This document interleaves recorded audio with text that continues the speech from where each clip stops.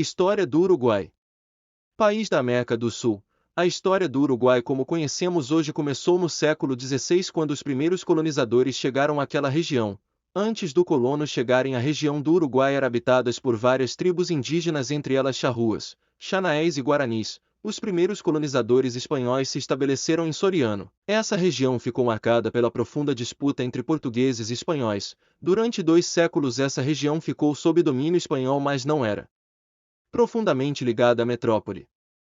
A colonização.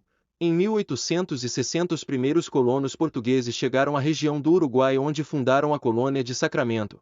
Toda a história da colonização uruguaia é marcada principalmente por conflito entre portugueses e espanhóis por essa região. Os espanhóis já haviam fundado a colônia de Montevidéu alguns anos antes, 1724 e 1750, e por volta de 1800, com o crescimento do sentimento nacionalista entre os habitantes, houve uma tentativa de tomar a colônia, mas a revolta foi suprimida em pouco tempo.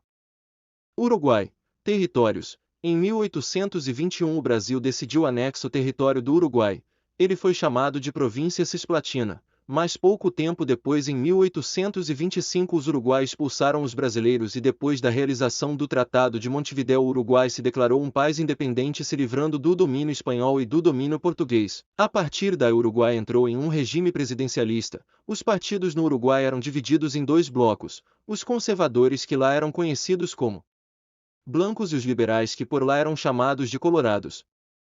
Já em 1832 a população indígena do Uruguai era mínima. Vários morreram principalmente por doenças.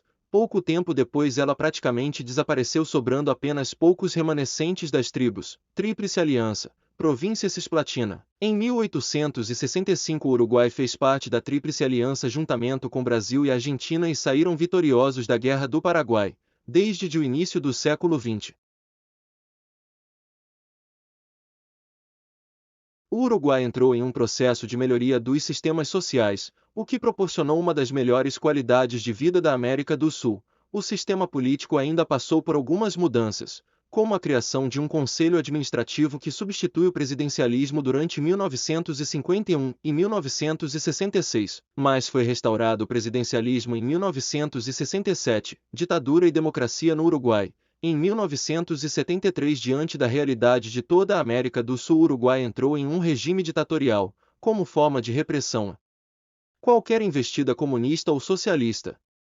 O Uruguai recuperou seu sistema presidencialista em 1980 e a democracia foi instaurada e consolidada novamente.